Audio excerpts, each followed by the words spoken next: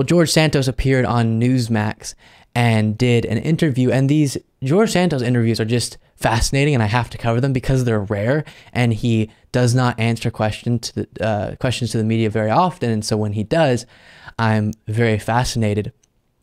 Of course, he's going to get asked about the fact that he is a serial liar. He just cannot stop lying about his past, and we learn lie after lie after lie, and then his cover-up of the lies often will be dishonest, and so many different wild things. So we'll jump into this first clip, again from Newsmax.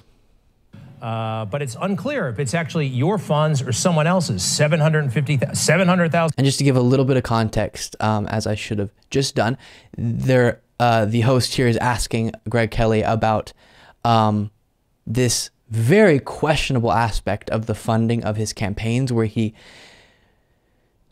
gave himself a $700,000 loan for his campaign, but then later changed the filing to say it wasn't a personal loan, which was strange, and we haven't gotten answers on. So that's where this is going.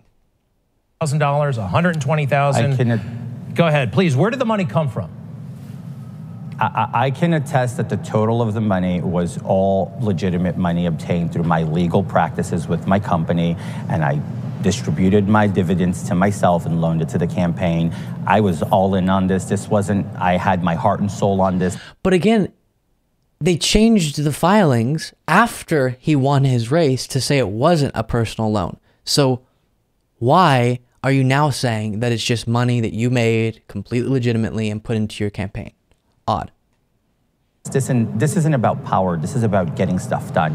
Having somebody like me come and represent other people who are just like me. Simple-minded folks who come from absolutely nothing.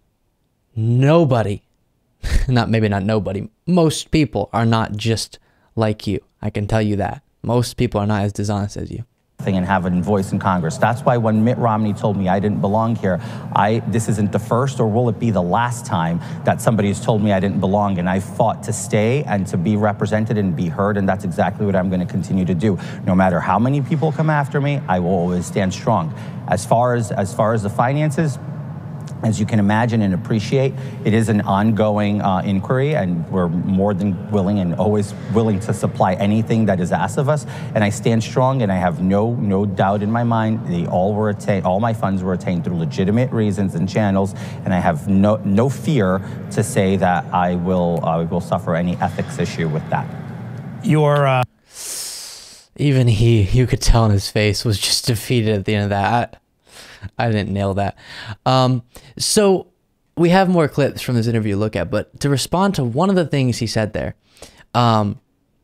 he said, I will keep going no matter how many people come after me. This is a strange thing I've noticed people do sometimes. They do something bad, people get mad at them for doing something bad, and then they act like a hero for being able to withstand the criticisms of people criticizing them for doing something bad. Does that make sense? You're not a brave hero for being able to get through the criticism of being a horrible liar. That's just you dealing with what you should deal with, which is criticism. You're not a hero who bravely fights against the media every day. And Trump has done similar things where the media is so unfair to him. No, they're just reporting on things that you've said and calling out the fact that they're dishonest. And then he admits, listen, the reason he, essentially what he's admitting here is because he didn't feel he could get elected with the education he does have, he decided to make up a story about an education he wishes that he had. And he doesn't think he would have been elected if it wasn't for that lie. Take a look. What was motivating you? What were you, was it insecurity? Brian Williams famously got caught in a bunch of lies, and he said, look, I was trying to be something I wasn't because I felt insecure. What was going on inside you? Look, Greg, here's the deal. I would have never gotten the nomination from Nassau County GOP if I had not concluded college. That was really the main driver because of the way of the nature of their politics over there. It's just plain and simple, right? So I made that bad decision. I stand by my work experience. I walk the walk. I talk the... But see, you don't stand behind your work experience. You don't stand by the actual person that you are in real life, because you made a decision, and through that decision made clear that you wanted to create this alternate version of who you were, and that's what you thought would get you to the place you wanted to go. And if you don't believe that who you actually are will get you to a particular position of power, a particular career place that you want to go after, then it means you're not right for that. If you don't think you can honestly get there, then that's not the right path for you. And I wish George Santos could learn that lesson. Last moment we'll take a look at from this interview. The journey wasn't easy. You know, I've taken some sacrifices and some hits in the face, but I stand here to say confidently that to say that I deceived and it was a campaign of deceit and deception is just not fair. That's just the political spin that the Nassau County GOP wants to create on this narrative. And as you know, New York politics, it's pretty simple. The party bosses run the narrative and everyone follows suit. And this is what's going on at the moment. So he's doing it again. He's this brave fighter who was able to weather the storm of lying a bunch and getting caught for it. He has taken some hits in the face. He's been through adversity, and that adversity was him scamming voters into a position of power and then refusing to take the high character move of resigning after being caught.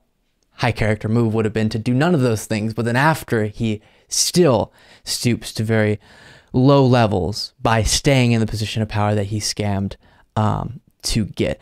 And so it's really wild to watch someone who sees themselves truly as a victim completely, and they see themselves as that within a story that they're the antagonist and they are victimizing other people through their actions, and yet still in their mind they're the victim, and everything that they're being held accountable for is just another example of how strong they are, that they're getting through the things they're being held accountable for, that they made a decision to do, and that were a product of their own low character. Thank you so much for watching. If you want to be a part of what makes this show possible, plus get access to the full video version of the show hours before all the clips are uploaded to YouTube, plus get the full bonus show every single Saturday, you can do so by going to patreon.com/Luke Beasley. That's patreon.com/Luke Beasley. Link in the description.